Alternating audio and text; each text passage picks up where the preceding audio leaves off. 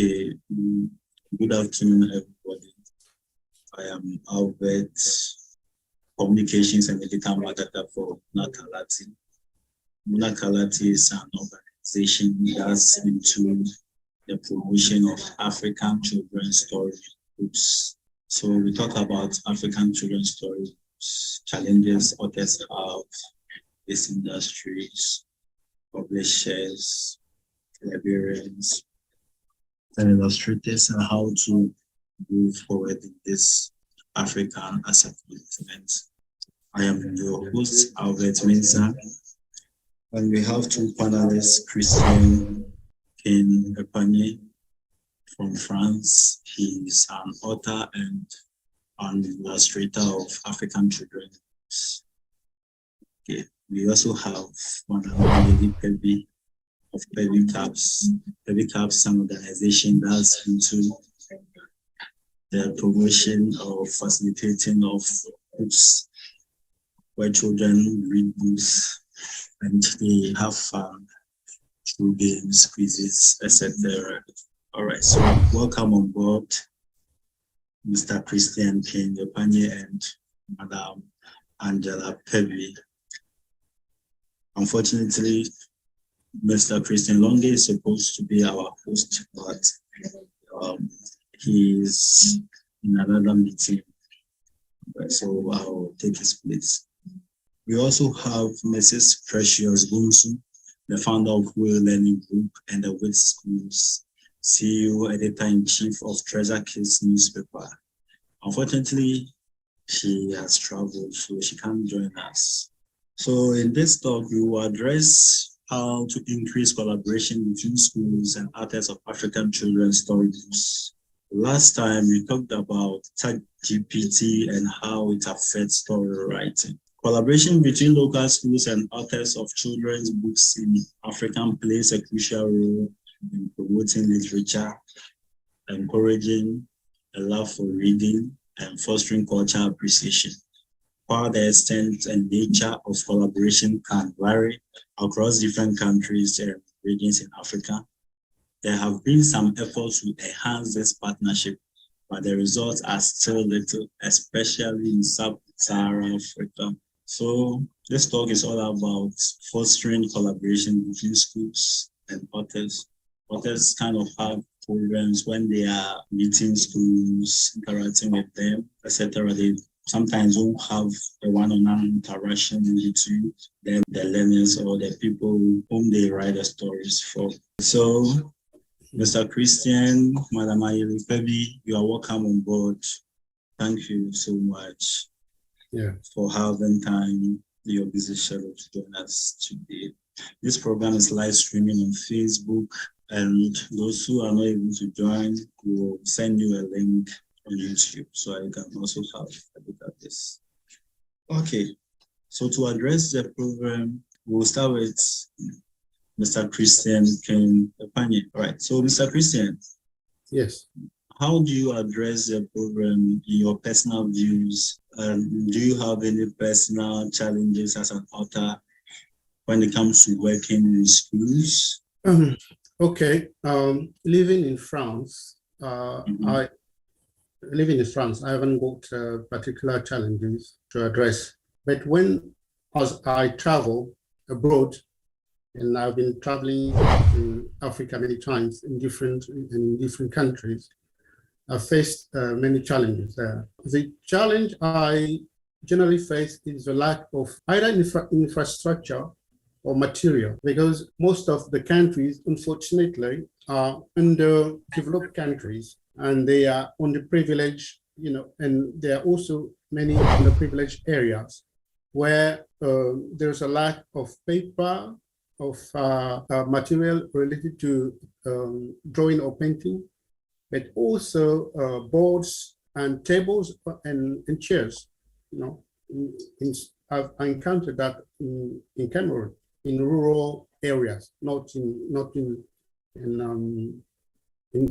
towns, but in rural areas. Yes, but we can make do. Okay. Well noted. What are the benefits of collaboration between schools and local authors and students? Mr. Epanye, what do you think they are as benefits of collaboration between schools? Why should there be collaboration in the first place?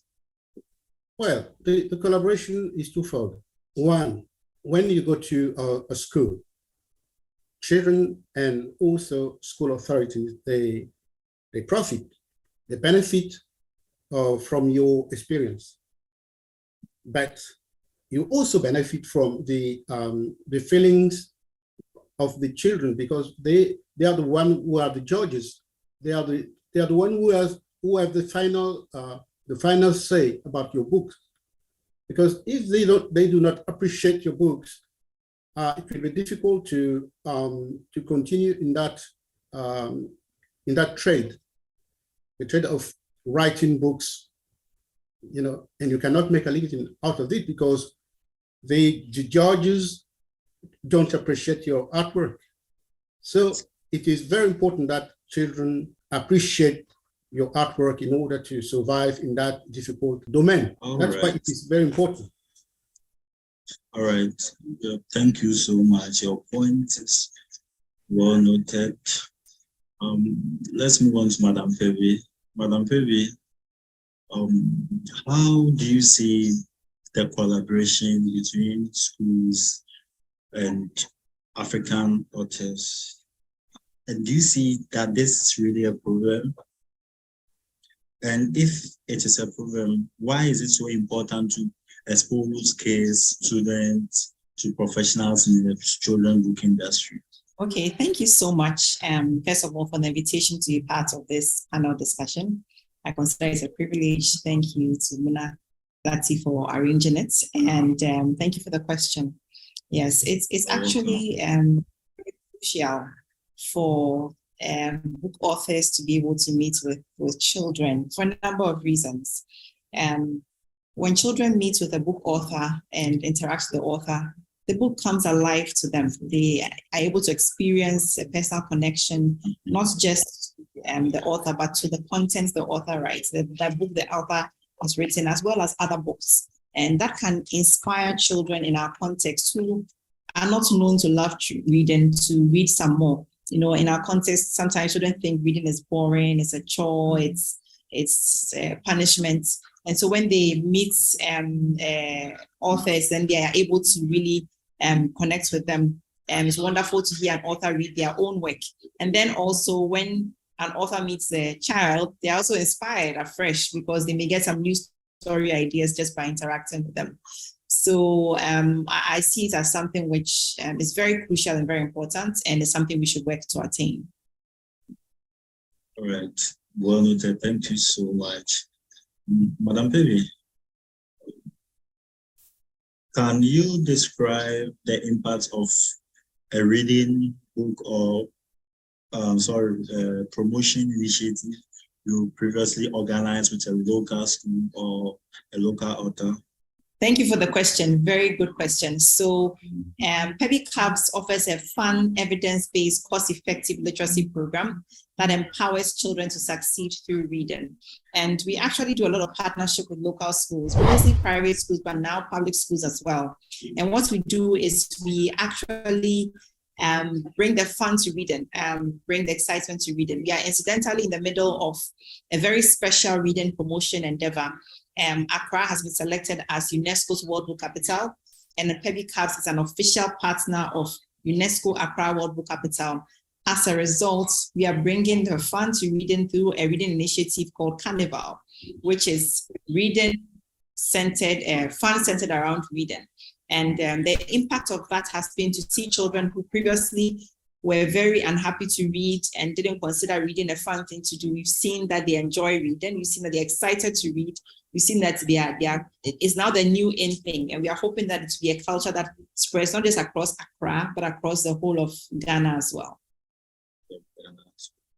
I'm really interested in this program and I'll really follow up. Okay. Let's move on to Mr. Christian Epanye. Yeah. Okay. Mr. Christian, what informs your choice of a school where to host a workshop with students and potential readers of your book? What are some of the things that will let you decide that I want to do this workshop in this school than this school? What informs your choice? Well, what informs my choice is the interest by the school authorities that they have on my work, because they should first read my books. They should first see my books, read my books, and take those books to the children that should also appreciate. If they are interested in my artwork, my books, then I would ask them why they came about to know about my work. They can also come to know about my work through book fairs. Maybe the work has appeared in a newspaper. Maybe I went to a cultural center and one of the school authorities saw my in a maybe in a reunion or an exhibition, my work there. So if the students have seen my books in libraries or in bookshops and they are interested, then I know that if they call me, they invite me, I might accept the invitation. But if they are not interested, if they haven't read my books, they don't know about my artwork, it will be very difficult to come to accept the invitation, because it will be very difficult for me to interact with children if they do not know of my work and appreciate my work. That's the condition that I might accept the invitation from the schools. Yes, interesting points. Interesting points. Oh, Madam Pevy, and to encourage NGO collaborations with schools. What are some of these things that have done to encourage NGO collaborations with schools? Well, Pericast is not an NGO, but we are a social enterprise, so we kind of work in the same space. And what can be done to really promote the collaboration with NGOs is there are a number of NGOs that are in the education space and that have a mandate to make books readily available to schools. They don't take advantage to actually apply for such opportunities. I have, for example, Book Aid Foundation and then the African Library Project, which are committed to making sure that they establish libraries and reading facilities, and also get book donations and provide spaces where children can read.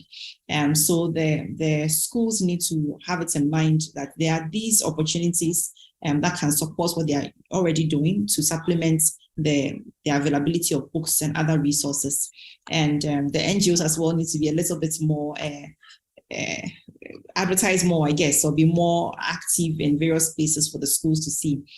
Schools typically form part of an association, association of private schools or association of the public schools also are very well structured. So perhaps liaising with these associations and the structured gatherings of books of schools would enable the NGOs to find out where the real need is and then be able to direct the resources to where there's a real need.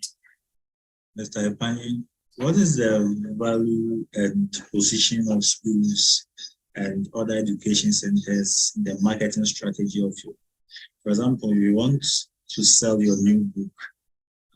How do you position your plans? How do you structure your activities so that you get what you want? Well, when I want to position my books, I resort to the exhibitions, the different exhibitions, but also the workshops that schools organize all around France, but also in certain countries. Because in order to have your books circulate on a wide range, you have to have readers. And most of the time, readers are school children. So you have to make the schools to be your customers in order to thrive in the book industry. Because those who buy books are children. Well, in rich countries, children, but also parents buy books. But in Africa, it's a little bit difficult. So the other means is to go to public libraries, to present your books, or in community libraries, so that they can know your work, and if your work is interesting, then they become loyal customers, and that will help you sell your books. So that's the technique I use, and that's the goal also of book fairs around the world, because you have to make your book known by those who attend the book fairs, in order to sell your books and make a living out of it. That's the technique I use. That's why, as I live in France, I go to Montreuil in December, and in March I go to the Salon du Livre de Paris, that the Paris Book Fair, and I'm also invited in other countries to attend book fairs. That's a way of making your book known, because your books must reach the widest audience possible. So would you add like online stuff to you? There's also online, but online it is the publisher that does that job. He's the one. I'm not a bookseller. So when they invite me, or when I go to cultural centers, or to communal library, I can carry books along with me to show my production. But I'm not the one that publish books. So this is the job of the publisher, not mine. So, say, have you published a book on Amazon, other online platforms?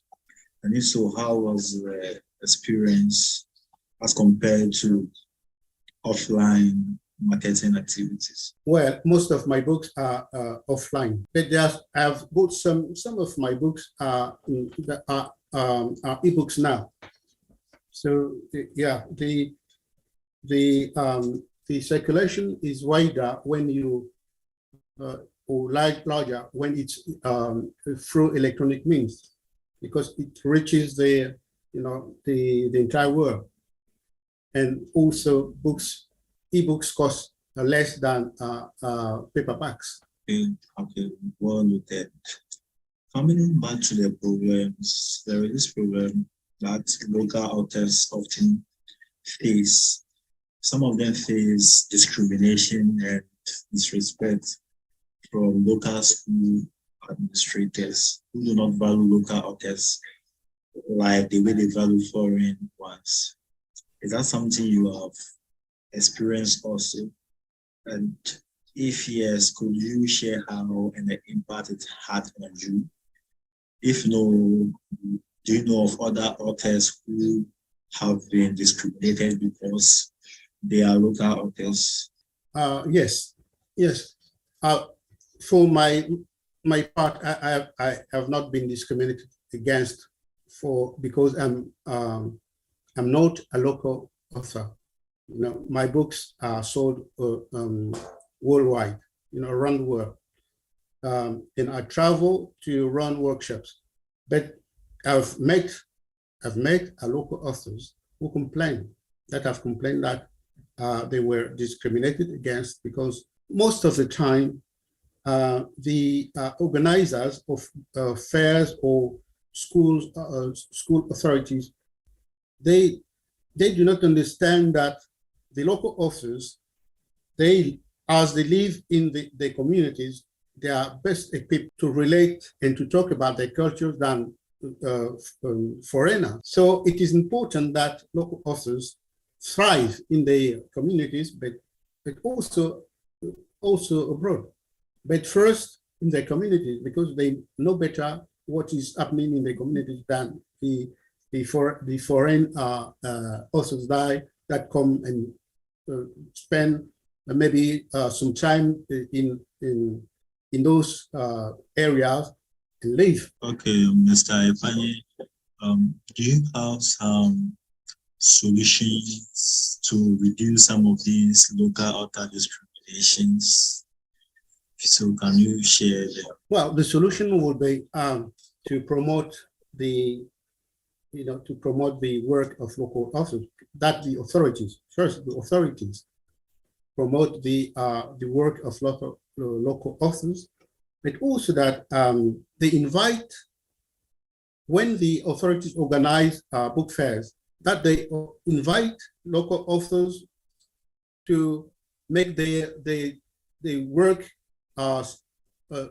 seen by a larger population, other than the one that is in the communities. That might help to expand the area where they sell the books. Because if the area is a small one, they won't sell many books. If the area is expanded, let's say it is nationwide, it might sell the books in the entire country. And if it also expands to go abroad, they might also sell their books abroad. So the authorities are the one that should stress the importance of the local authors reaching a wider electorate. Thank you very much. Madam Pevi, what are your recommendations to strengthen partnerships between schools and authors of children's books and other cultural authors in general? Do you have some solutions to strengthen this partnership? Oh, good question. Well, nothing that's probably has not been done before. We just need to prioritize it. So every partnership needs a commitment of the parties involved. And so I recommend two very simple things. Schools prioritizing having authors come to visit at least once a term, and having a day where they invite an author to come and interact with the children in the school, the learners, by bringing their books and then coming to talk about the story behind the story in the book, answering questions, and offering to perhaps do a small writers workshop. So just a nice time of interaction and engagement with the children. Schools should prioritize that and have it on their calendar at least once a term. And then also authors should honor such visits and actively seek to engage with the audience. That's, I think, will wake up a lot of interest in children, and there will be more demand for the books because they are more popular. If we're doing once a term, by the time a child reaches grade 3 or grade 4, already met about 10 different authors, and that would be amazing for children to be able to know the local authors by name, and then also to be more excited to read their books. Point well made. All right. I think this is similar to the activities of Pebi Caps. So our next question is, Madam Pebi. Pebi Caps is a technology solution that increases readers' access to children's books On average, what percentage of local books do you have in your offer?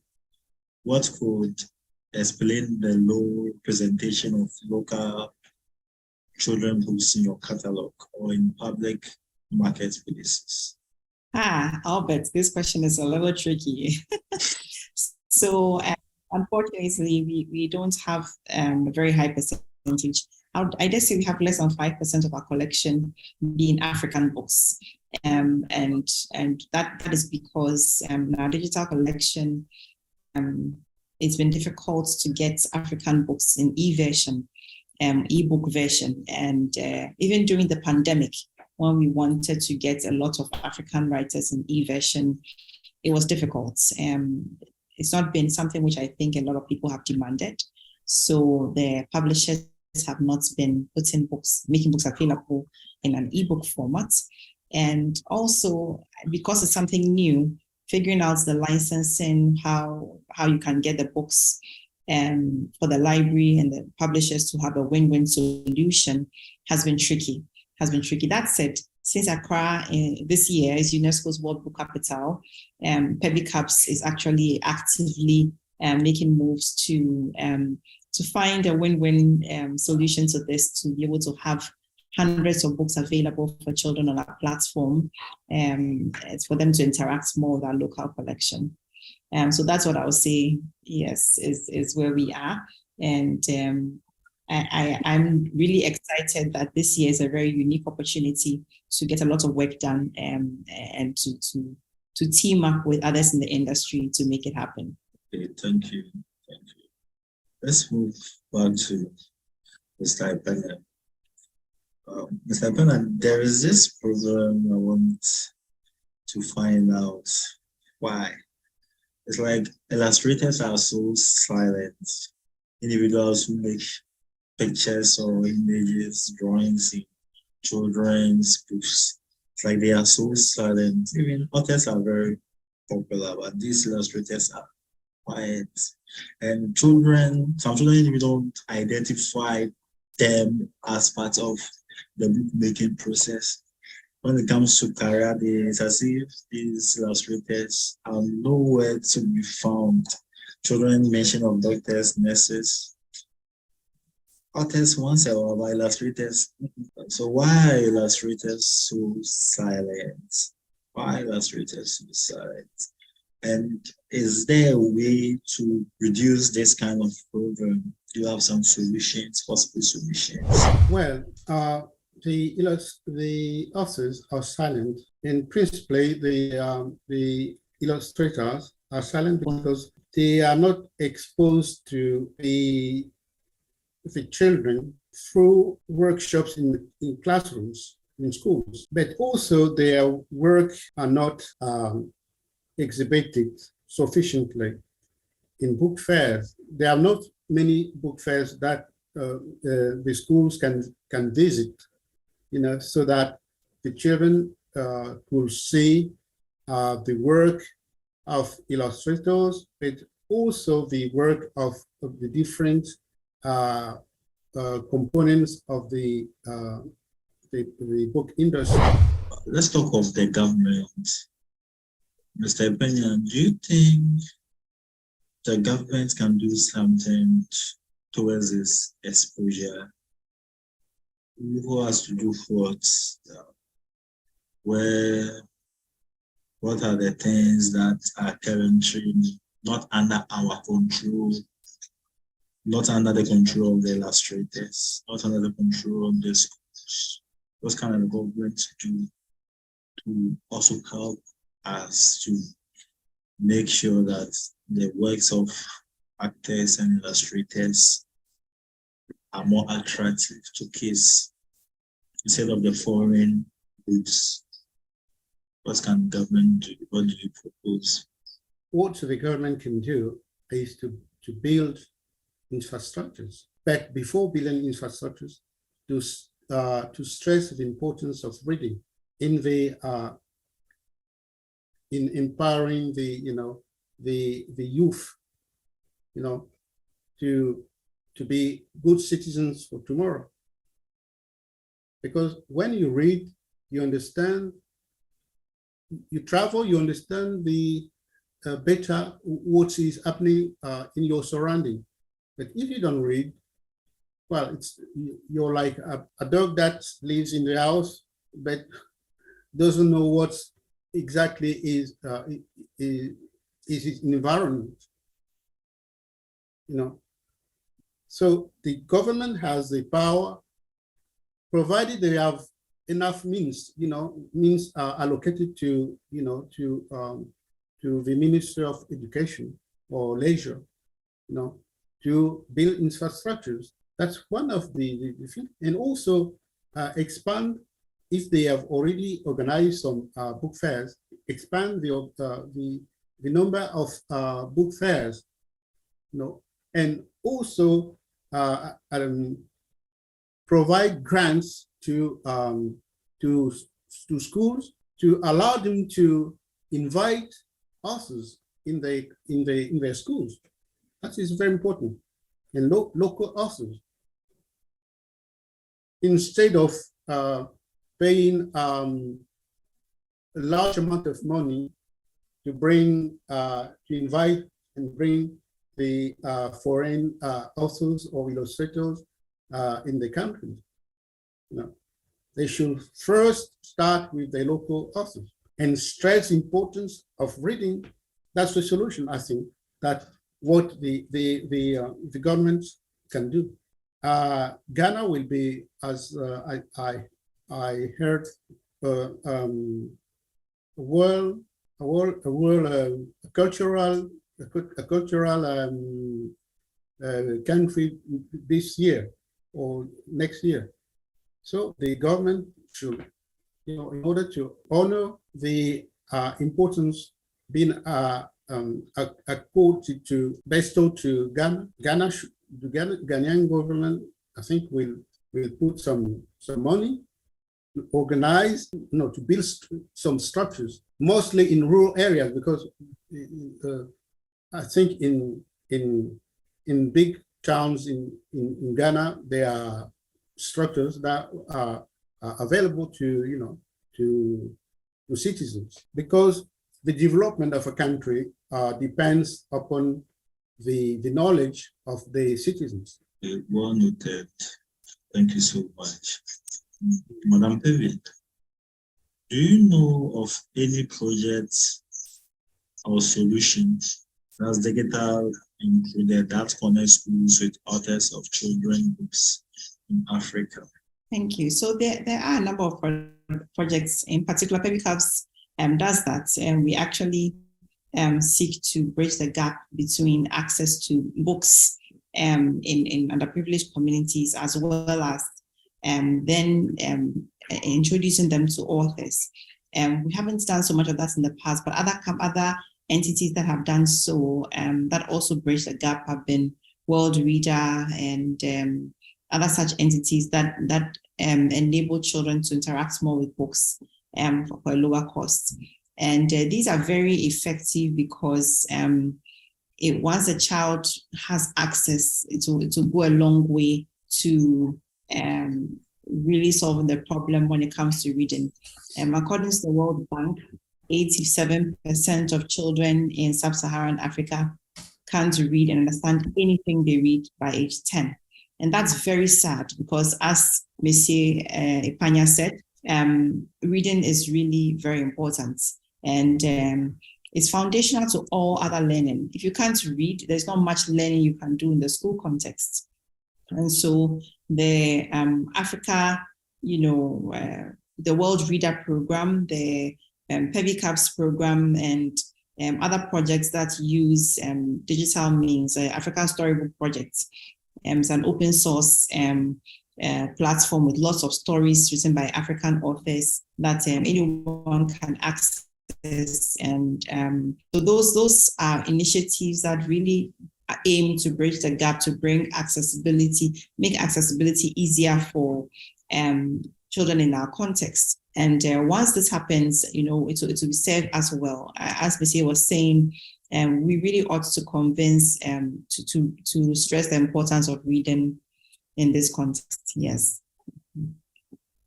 The next question is, How do you envisage the future of collaboration between schools and cultural actors in your country? Oh, that's a good question. In my ideal world, the best scenario is a collaboration amongst all stakeholders. Research shows that the love for reading is a stronger indicator of a child's success in school and their future career than even their parents' level of education or socioeconomic status. And so we really must get children to read and to love reading, because then they'll reap all the benefits thereof. So when it comes to collaboration between schools and cultural actors, I see a collaboration between schools, parents, the teachers, the management of schools, media, influencers, publishers, authors, illustrators. I see a massive collaboration across the board because it's a big, big, big challenge. If almost 9 out of 10 children in sub-Saharan Africa can't read and understand anything they read by age 10, what does that say for the future of Africa? The future will be very dire. We need to all come together to make this happen. So in Accra in particular, in Ghana in particular, the opportunity we have, because Accra has been selected as World Book Capital by UNESCO, is an awesome opportunity to have such a collaboration, to ignite a fire that becomes like literally a movement for reading, and where we all stop working in silos, so to speak, or working independently and come together and experience synergy to actually get the scenario to change as it is now. So that's my ideal scenario. And I do hope that as we are doing Carnival, there are lots of other entities also doing various things. The Ghana Publishers Association are doing things, writers are doing something, the media is supportive, influencers have come in, and we hope that we get a certain critical mass that can actually change the story. That, the sad thing, if you want to hide something from a Black person, put it in a book, as it said. We want that to be a strange thing. Our children will say, oh no, that's not us. If you want to hide something from us, you don't put it in a book, we'll find it.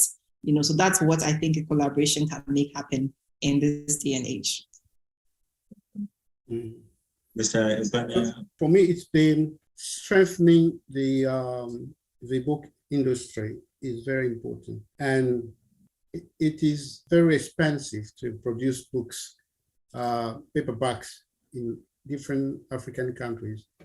We have a chance now, through electronic books,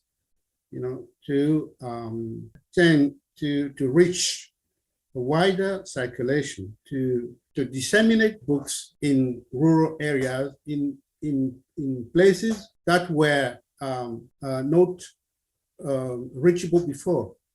We could not reach before.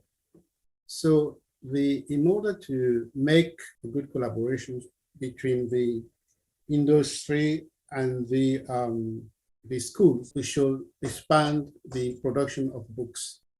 Okay, well noted, well noted. It is 4:54, 6 minutes for the end of the program. Mr. Epanya, do you have last words, recommendations to our audience, other authors, who administrators, etc., before we close? Yes, I have a larger audience because my books circulate worldwide, and I also have a particularity of being a teacher.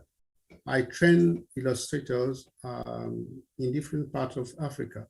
I've been in different countries to train future illustrators. What I would like is to continue to have good collaborations with African publishers, in order to bring our culture to our entire subcontinent. Okay, thank you so much, Mr. Epanya. Madam Pevi, any last words before we start opening the chat so that our participants can also ask a few questions? 1 minute or 2 minutes. Yes, I want to say thank you for the opportunity, and congratulations on the work you are doing. You are also really making a point of raising awareness of the collaborations that need to happen in the book industry and with schools. And so this topic is very salient, and I hope that any of our audience who are in any way related to the book industry or schools have taken some notes to actually implement for us to see children enjoying reading even more, and authors being more fulfilled because they have a wider audience for their books, as well as more clients to buy their material. So Muna Kalati, thank you very much for giving us opportunity. And I do hope to see a lot of change from those who have participated to implement some of the suggestions raised. Thank you. All right, our audience, any questions, suggestions? We have 2 minutes more to go.